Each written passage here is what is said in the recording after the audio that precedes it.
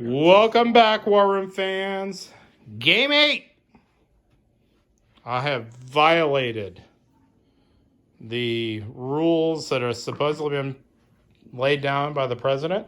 I am over at Bryce's house. I have washed my hands. I'm not in a quarantine suit, but here's the opening lay of the land. We're all set up for Game 8. We got all our pieces laid out over here. We got our battle board set up. And we're ready to go. Now, this video, though, I'm going to post it after I leave. And most likely, the game will not be over. So I encourage everybody who's watching this in the comment section to give Bryce and myself strategy tips for the next time we come together. We probably will get 3 turns done. That's about the pace we do. Yeah, we do about, we're averaging, realistically, we're averaging about an hour a turn at this game. So I don't know how your groups are doing it, but that's pretty much what we average. And then I really encourage everybody put in the comments what Bryce needs to do. He's playing the Axis, and I am playing the Allies. Now, say whatever you want to say in the comment section. We most likely will ignore it, but that's okay. We like people to help us out. So, okay, we're going to get this game kicked off, and I'll meet you after turn order. Welcome back, guys, after orders phase of turn 1, so we can see the turn order. Japan bid 2, US bid 2, everybody else bid 0. So that's how it came out. So over here, oh my, the Germans are all going in. Battle of Britain. They are duking it out up here. So we'll see how that goes. Up here on the Russian front, everybody's just reinforcing, although the Italians came up in the Baltic states. So they are playing a Leningrad strategy, it looks like. Over here, the Russians stacked up Bryansk. Down here, they just came in on turn 1. They said, to heck with it. Let's bring it all in. So they brought in the 113, 49, brought in the Italians out of the Balkans air group. Brought out the Germans out of T5. Notice here the air group out of Gibraltar is an M2 doing a convoy. 75th is coming up. Over here, Japan has loaded up Burma. They're loading it up, but up here, the Chinese, and what is this, Szechuan? Szechuan chicken is very good, but they're all in there. But they came right into central China. Notice down here, they loaded up P-13. We got our Solomon Island campaign. British reinforced Eastern Australia. The Americans pulled out of the Coral Sea and brought over the second. So the American initial navy is totally consolidated off of Midway Island, Johnson Atoll. So we're going to consolidate up. They're bringing over their planes. So that's where we stand after orders phase in turn 1. So we'll see how it goes. Okay, guys, we're back. End of turn 1. Notice the United States is building up. They got a 5-stack, got a bomber fighter coming over, loading up on Eastern Canada. The bombing mission came in, blew up a bunch of resources, but he didn't get any infrastructure. Destroyed all the British airplanes, but the Americans are now in charge of the British air defense. Notice down here, they're building up, what is that? Armor, artillery, 2 infantry in Italy. They came over, they just went straight in. And when it was all said and done, they brought in the Balkans Air Group, the 11th, the 17th, the North African Group. All they got is 2 infantry left. Notice the 13th off of Gibraltar came in. They're now in the Middle East. Everybody's loading up here. We got a 16 stack here, 8 stack here. He's got an 8 stack here, 4 stack here. He didn't reorganize that, but he's got like a 12 stack there. So notice the production. Germany or Russia is just building everything they can, although they got 2 planes coming out in Moscow. So over here in Germany, what do you build? Oh, he built the battleship. I had to look at it. He's got the battleship coming out. Over here in India, we got the 5 stack coming out. Loading up in Burma. They're in I-10 hot and heavy, but the Chinese are sitting up there and what is that? C4, C3 with a British. That's the Australian Air Unit coming over to help India. Came out of Northern Territory down here. We did take out one of his cruisers up here. They took the Solomons, uncontested it. What is this?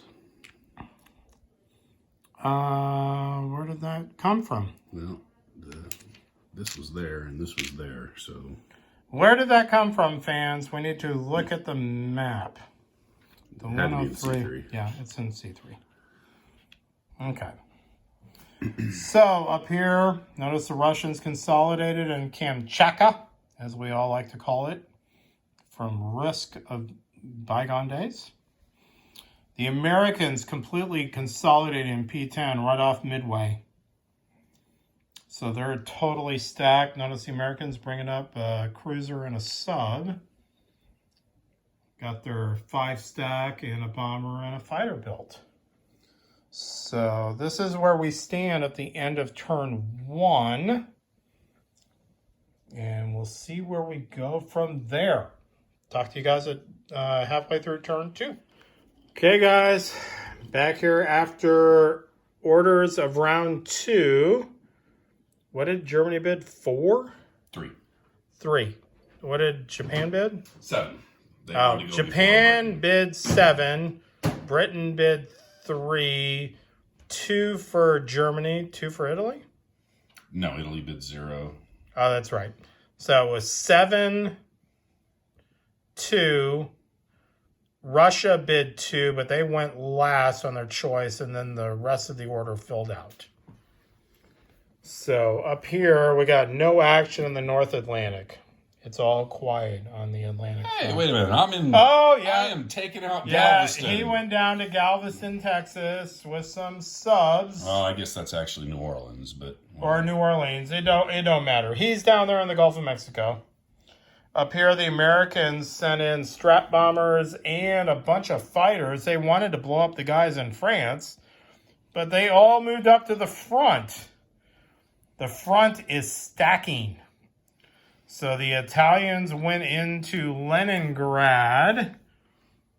And you know my opinion of the Italians. Whenever you rely on them, it could get dicey.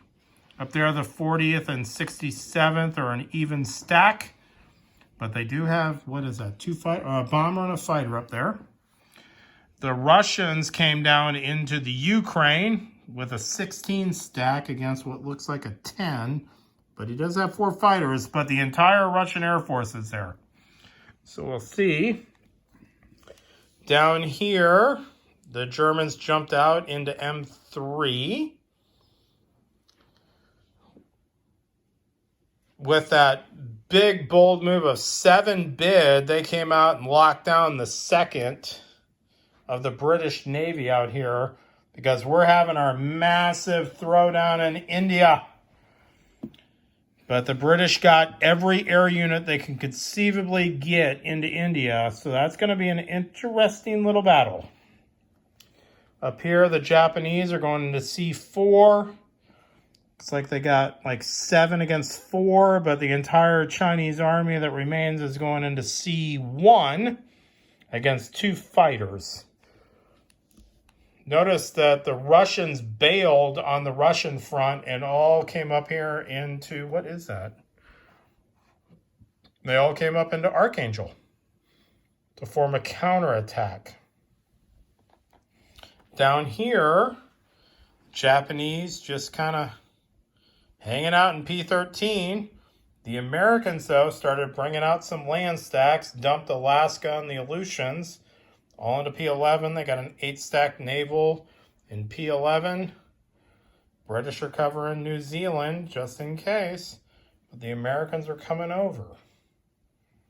So this will be an interesting turn. Obviously, the cataclysmic Battle of India. How does it all work out? We'll find out shortly. Okay, we're back, guys. The very first combat was the attack into the Caribbean Sea.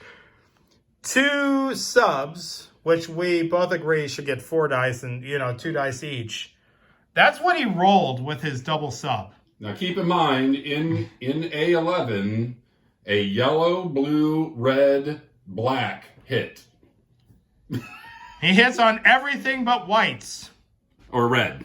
Or no, yeah. No, red's even hit. Yeah, no, yeah. And he rolls double white. Literally white is the only thing that So misses. anybody who's like watching this video series goes, Bryce is just, he's carrying on.